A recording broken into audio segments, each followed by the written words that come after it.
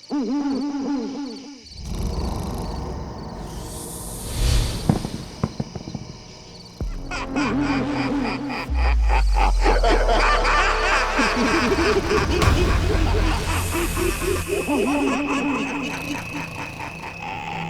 শুনছো? এই, শুনছি। এই কি গো? বাবা, ইস কি বাজে একটা গন্ধ! দাঁড়াও, দেখছি। এই সাবধানে যেও। একটা কাপড়ের পোটলা। ইস, কি গন্ধ!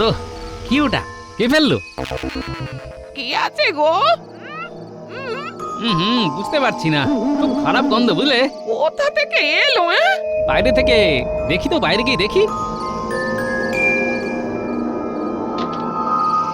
আরে, কেউ তো নেই গিন্নি। সে কি গো? তাহলে তাহলে ওই রকম ভাবে হাসলো কে? আর ওই নোংরা জিনিসটা ফেললো কে?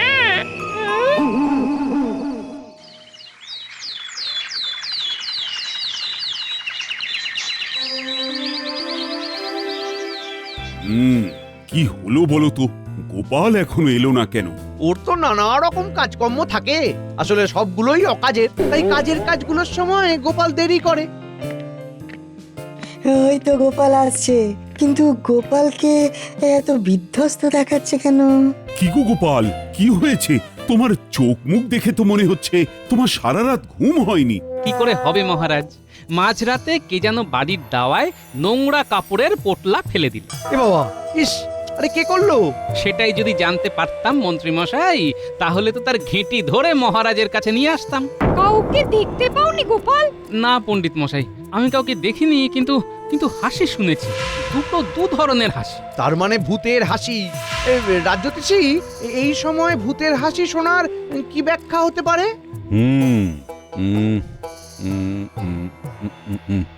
এই পিতৃপক্ষের সময় এই ধরনের উপসর্গ তো ভালো নয় গোপাল। এই তো পুঁথিতে লেখা আছে, পিতৃপক্ষে এই রকম ভৌতিক ক্রিয়াকলে বুঝতে হবে পূর্বপুরুষ কুপিত। ও বাবা, ইস, কি হবে তাহলে? প্রতিকার তো আছে, আমাকে একটু দেখতে হবে। গোপাল, তুমি চিন্তা করো না, আমরা তো আছি, তোমার এই দোষকে ঠিক কাটিয়ে দেব। বাবা, মন্ত্রী মশাই যেন একটু বেশি ব্যস্ত বলে মনে হচ্ছে। এটাকে বলে উদ্ব্যস্ত। বাহ বাহ মন্ত্রী, বাহ! তোমার এই গোপালের প্রতি দরদ দেখে আমার খুব ভালো লাগছে। দরদ হবে না? কি বলছেন মহারাজ? গোপাল তো আমার সহকর্মী। এক সহকর্মী আর এক সহকর্মীর বিপদে পাশে দাঁড়াবে না মহারাজ? আহা, মন্ত্রীর কথা শুনে খুব আনন্দ পাচ্ছি। রাজ্যতীশী, কালকের মধ্যেই গোপালের প্রতিকার বার করে আনতে হবে। আমি চেষ্টা করব মহারাজ।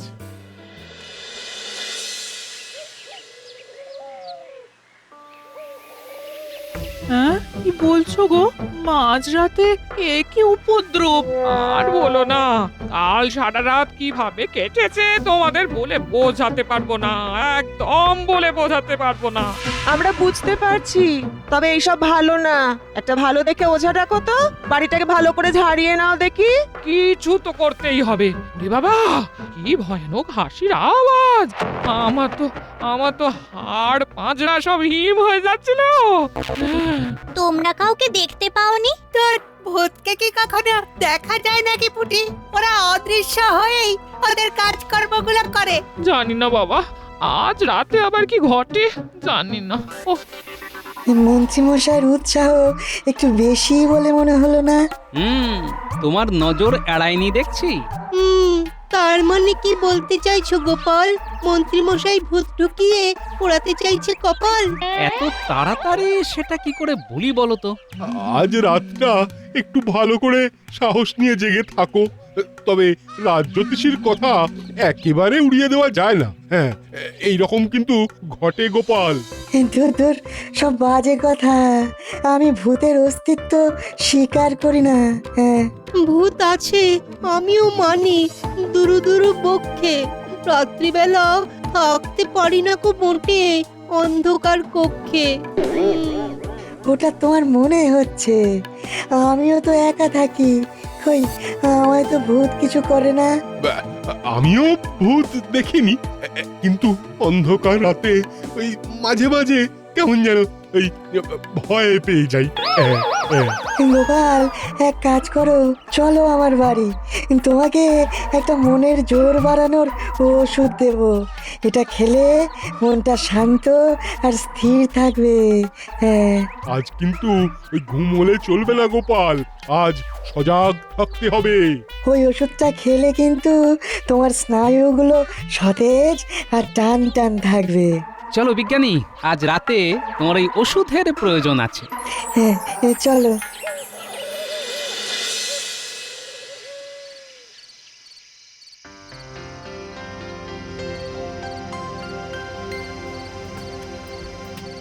কি শুনছি মহারাজ, গোপালের বাড়িতে কাল কেউ ময়লা ফেলেছিল? কেউ ময়লা ফেলেছিল মানে? এই, তুমি জানো আসল ব্যাপারটা কি? আমি তো সেটাই জানতে চাইছি মহারাজ, বলুন আপনি। গোপালের ওপর গোপালের পূর্বপুরুষ কুপিত, এটা একটা অভিশাপ। এই বিধানটা কে দিলেন? রাজ জ্যোতিষী প্রতিকার কিছু বলেছেন তিনি? কাল জানাবে।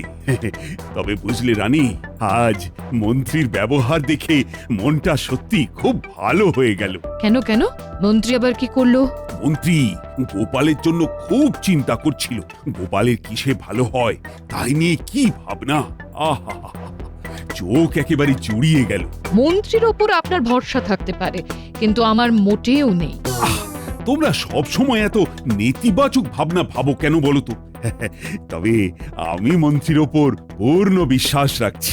আমি আশা করব আপনার বিশ্বাস যেন জয়ী হয়, তবে আমার এই বিষয়ে সন্দেহ আছে। না, আজ বোধহয় কিছু ঘটবে না, রাত তো অনেক হলো। না না না না, ঘুমিও না ঘুমিও না, ওরা তো অশরীরী, তো দেখা যায় না গো। ওরা কিন্তু আমাদের দেখতে পাচ্ছে, বুঝলে? আমরা যেই ঘুমাবো সাথে সাথে ওরা ওই নোংরা জিনিসপত্র নিয়ে আক্রমণ করবে। বাবা রে বাবা, কি জ্বালায় পড়লাম। ঠিক আছে, নাও। জেগে আছি। আর কদিন পর মহালয়া, ভালো করে পিতৃপুরুষদের উদ্দেশ্যে জলদান করে এই অভিশাপটা কাটাও গো, কাটাও। কোনো অভিশাপ নয়। আচ্ছা, আমরা কি কোনো খারাপ কাজ করেছি গিন্নি যে আমাদের পূর্বপুরুষ আমাদের উপর রেগে যাবেন? না, কেন তো করিনি। হ্যাঁ, জ্ঞান তো অজ্ঞান তো কোনোভাবেই করিনি গিন্নি। এটা কারো ইচ্ছে করে করা, বুঝলে? তুমি ভাবতেও পারো। হ্যাঁ, তোমার যা মনে আসছে তাই ভাবো, কিন্তু আমি বলছি এটা নিশ্চয়ই তেনাদের কাজ গো। কাল রাত জ্যোতিষী কি প্রতিকার করেন সেটা দেখো না। ঠিক আছে, তুমি একটু ঘুমিয়ে নাও। না না না, আমি ঘুমিয়ে পড়লেই তুমিও ঘুমিয়ে পড়বে গো, আর ঘুমিয়ে পড়লেই তেনারা আবার না গো না, আমাদের কারো ঘুমোনো আজকে উচিত হবে না। আরে ঠিক আছে, আমরা দুজনেই জেগে থাকবো, হয়েছে?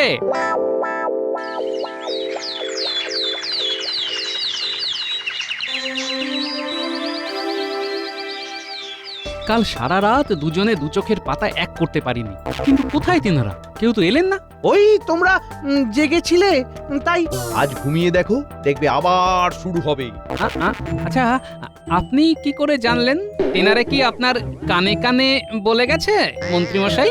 এ তোমার কেমন কথা গোপাল, যে তোমাকে সব সময় সাহায্য করছে, তোমার কথা জিজ্ঞেস করছে, তার সাথে এই রকম কথা বলা উচিত নয়। আহা মহারাজ, গোপালের এখন মাথার ঘায়ে কুকুর পাগল অবস্থা, ওকে আর ভেবে বলছে।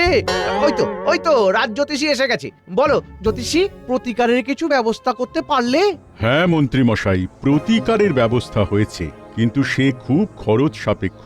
মহালয়ায় পিতৃতর্পণ করতে হবে ষোড়শ উপাচারে, তারপর পংক্তি ভোজন করতে হবে, তবেই ওই দোষ কাটবে। সে তো অনেক খরচা। গোপাল, খরচার কথা ভেবো না, আরে আমি তো আছি নাকি? না মহারাজ, এ এমন এক দোষ, এখানে গোপালকে নিজের পুজোর খরচ নিজেকেই বহন করতে হবে। সর্বনাশ, এ তো গোপালের পক্ষে অসম্ভব। কিচ্ছু করার নেই, এই দোষ থেকে পরিত্রাণ পেতে গোপালকেই তো সবকিছু করতে হবে। কি মন্ত্রী, কি করা যায় বলো তো? একটা উপায় বার করতে তো হবে। একটা উপায় আছে মহারাজ। বলো শুনি।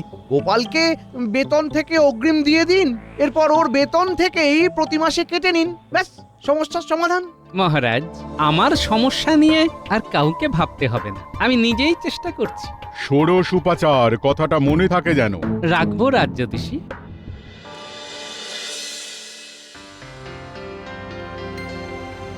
কাল রাতে আমরা দুটিতে ঠাই জেগে রইলাম, কেউ এলো না। হ্যাঁ গো দিদি, রাজ জ্যোতিষী তো কিছু প্রতিকার দেননি। আজ দেবেন বলেছেন, দেখি কি বলেন।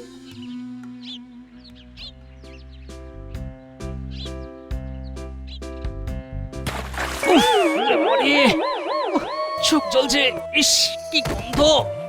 কারা যেন লাফিয়ে নামলো। উফ, চোখটা জ্বলছে বলে দেখতে পেলাম না। এই অবস্থায় বাড়ি গেলে সবাই ভয় পেয়ে যাবে। না, সামনে একটা পুকুর আছে, একটু পরিষ্কার হয়নি। ওই যে দেখ, বটা কাকা আর ঘটা কাকা ফাঁকা বালতি নিয়ে দৌড়চ্ছে। চল ওদের পেছন পেছন যাই। যাবি? ধর, কে হবে? তার চেয়ে এখানে বল নিয়ে লোফালোফি খেলি। ঠিক বলেছিস। এই ন্যাপলা, বলটা ছোট। ঠিক আছে, এই নে, এবার লোক দেখি। ছেড়ে দে গুলটে, এটা আমি ধরবো। ওরে বাবারে, আজকে কি সব হচ্ছে! প্রথমে মাথার উপরে পাক, তারপরে তুই। তোমার মাথার উপর পাক পড়েছিল? কে ফেলেছিল? কি করে জানবো বলতো? আমার তো তখন চোখ জ্বলছিল। শুধু শুধু দুজনের ঝাঁপিয়ে পড়ার ধপ ধপ করে শব্দ কানে এলো। গোপাল দাদু, তোমার কানে শব্দ হলো যে দুজন গাছ থেকে লাফিয়ে নামলো, আর আমরা দেখলাম দুজনকে বালতি হাতে দৌড়ে যেতে। হ্যাঁ, কাদের দেখলি? বটা কাকার ঘটা কাকাকে। বটার ঘটা, তার মানে বুঝেছি। এবার মাথা একেবারে খুলে গেছে, বুঝলি? আজ বুঝলাম কিছু পেতে হলে কিছু দিতে হয়। এখন চল। কোথায় যাব? প্রথমে যাব বিজ্ঞানীর বাড়ি। কেন? বিজ্ঞানীর বাড়ি কেন যাব? পথে যেতে যেতে তোদের সব বুঝিয়ে বলবো। চল। চলো।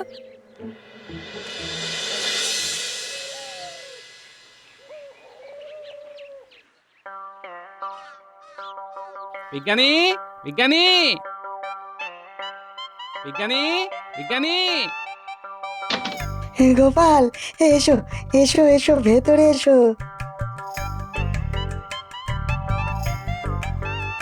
এ কি, তোমার জামা কাপড় ভিজে কেন? শোনো, দুটো ভূত আমার মাথায় পাক ফেলে দিয়েছে। ভূতগুলোকে কি মানুষের মতো দেখতে? হ্যাঁ, একদম বটা কাকা আর ঘটা কাকার মতো দেখতে। বাহ, তাহলে তো হয়েই গেল, কান তো হাতের কাছেই চলে এসেছে। এবার শুধু মাথাটাকে কায়দা করে ধরতে হবে। তাই তোমার সাহায্য দরকার বিজ্ঞানী। বলো, আমি তোমার কি সাহায্য করতে পারি? আমি তোমার তোমার ওই ওই ওই অদৃশ্য হওয়ার জামাটা নেব। নিশ্চয়ই নেবে, তোমাকে আমার অদেয় কিছুই নেই। ধন্যবাদ বলে তোমাকে আমি আর ছোট করব না। এই বন্ধুত্বে দুঃখিত বা ধন্যবাদ কিছুই বলা যায় না। হ্যাঁ হ্যাঁ।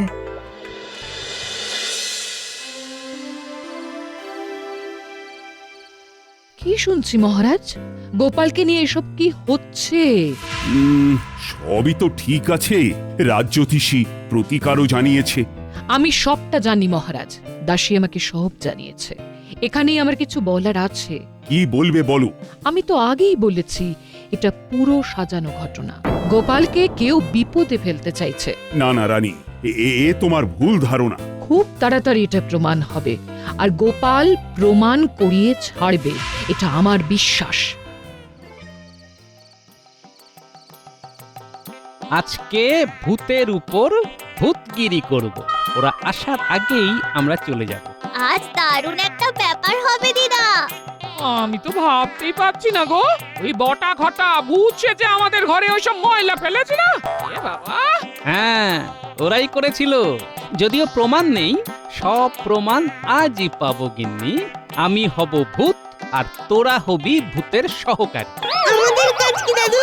হাসবি, প্রাণ খুলে মন খুলে হাসবি। ঠিক আছে গোপাল দাদু। এবার চল, আমি এই বিজ্ঞানীর দেওয়া জামাটা পরে অদৃশ্য হয়ে যাই। ঘটা, বেরোতে হবে। আজ কিন্তু ওরা ঘুমোবে। হ্যাঁ, কাল ওরা সারা রাত জেগেছিল। মন্ত্রীমশাই যখন কথাটা বলছেন তখন কি যে হাসি পাচ্ছিল, কি বলবো। কে কে রে বাবা? ও, জ্বালিয়ে মারলো।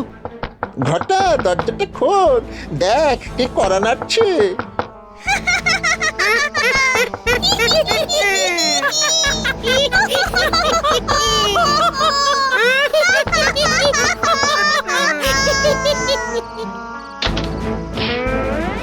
আরে বাবা, কে লাথি মারলো? আমাদের নিয়ে রসিকতা, ভূত নিয়ে রসিকতা, আবার এই পিতৃপক্ষের সময়ে। কে তুমি? তুমি নয়, আমাকে আপনি বল। আমি 4000 বছরের পুরনো ভূত। ভূত! ভূত! চুপ! এবার দেখ তোদের কি করি। ওরে বাবা রে, ছেড়ে দাও, আমাদের ঘাট হয়েছে। তোদের এই গোপালের পেছনে লাগতে কে বলেছে? মন্ত্রী মশাই, মন্ত্রী মশাই। উড়ি উড়ি, মন্ত্রী মশাই আমাদের গোপালের পেছনে লাগতে বলেছে। সত্যি, এতে আমাদের কিচ্ছু করার নেই, বিশ্বাস করুন। বিশ্বাস করতে পারি একটা শর্তে। কাল রাজসভায় সকলের সামনে সব স্বীকার করতে হবে। রাজি? রাজি, রাজি রাজি রাজি রাজি রাজি।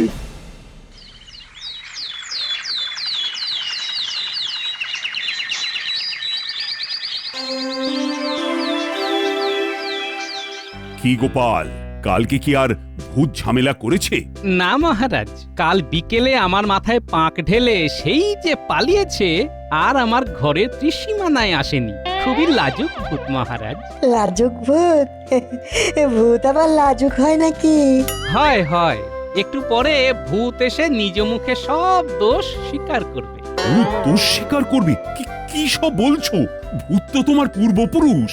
আমার পূর্বপুরুষদের তো খেয়ে দেয়ে কাজ নেই যে তাদের বংশের বাতি দেবার এই গোপালের ক্ষতি করবে। এই ভূতটা ঠিক ভূত নয়, বলা যেতে পারে অদ্ভুত মহারাজ। কিরকম হলো? ভূতের ব্যাপারটা কি শেষমেশ ঘেঁটে গেল নাকি? মহারাজ, এই বটা ঘটা আপনার সাথে দেখা করতে এসেছে। কি বটা ঘটা? তোমাদের কপাল ফুললো কি করে? মহারাজ, মহারাজ কাল রাতে আমাদের ভূতে ধরেছিল। সে কি কৃষ্ণনগরে কি ভূতের চাষ হচ্ছে নাকি? সে কি মার, দুজনের মাথা ধরে কি ঠোকাঠুকি। আমরা ভূতের কাছে কথা দিয়েছি, যা বলবো সত্যি বলবো। ঠিক আছে, যা বলার বলো। মহারাজ, গোপাল দাদার বাড়িতে ভূতের উপদ্রব আমরা করেছিলাম। হ্যাঁ, মানে? হ্যাঁ মহারাজ, এই সবই করেছি মন্ত্রী মশাইয়ের কথায়। মন্ত্রী মশাই আর রাজ্যোতিষী দুজনে মিলে মহালয়ার দিনে গোপাল দাদার মাথায় কাঁঠাল ভেঙে খেতে চেয়েছিল। কি? তাহলে তো রানী ঠিক কথাই বলেছে। মন্ত্রী, তোমার পেটে পেটে এই খালি কুচুটে পোনা। কিছু খুঁড়তে খুঁড়তে কেউটে বেরোলো। মন্ত্রী মশাই খুব পেঁচালো। ওর সব পেঁচ পয়জার আমি বার করছি। শোনো মন্ত্রী, যেটা করে তুমি গোপালকে বধ করতে চেয়েছিলে, সেটা তুমি আর রাজ্যোতিষী মিলে করবে। মানে? সেদিন সারা গ্রামের লোক তোমাদের নিমন্ত্রিত, সবাই সেদিন অন্ন গ্রহণ করবে, আমিও করব। আর কি কি হবে সেটাও বলে দিচ্ছি। যাক, একদিন অন্তত গিন্নিকে আর হাত পুড়িয়ে রান্না করতে হবে না। মন্ত্রী মশাই আর রাজ্যোতিষী সবার দায়িত্ব নিয়ে নিয়েছেন। আমরা শুধু যাব আর খাবার খাবো। মহারাজ, আমি খুব দুঃখিত যে আপনার অনুমতি ছাড়া রাজসভায় প্রবেশ করলাম।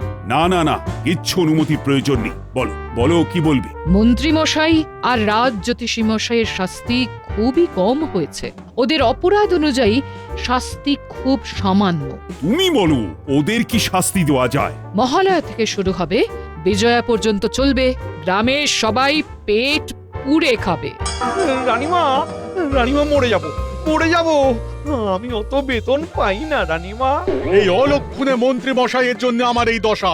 একেই বলে সুখে থাকতে ভূতে কিলোনো। কথায় আছে না, সৎসঙ্গে স্বর্গবাস, অসৎসঙ্গে সর্বনাশ। মহারাজকে এবার সবটা পরিষ্কার করে দাও।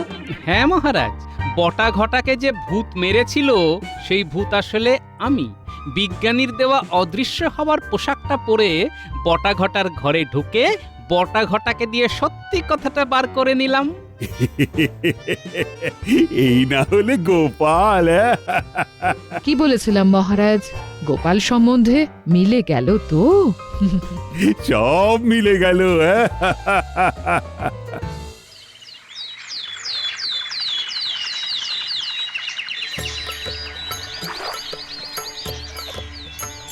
নিন এবার প্রণাম করুন।